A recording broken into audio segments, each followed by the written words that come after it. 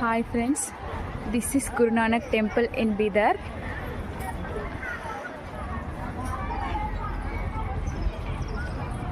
చాలా ఫేమస్ అన్నమాట బీదర్లో. ఇక్కడ ఇది చూడడానికి చాలా, ఇప్పుడు హైదరాబాద్ అక్కడ నుంచి చాలామంది వస్తారన్నమాట. టూరిస్ట్ ప్లేస్ ఇది.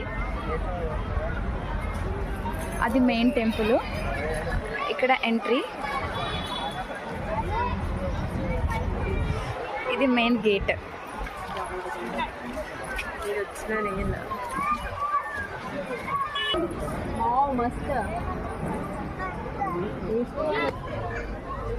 ఇక్కడ ఒకటి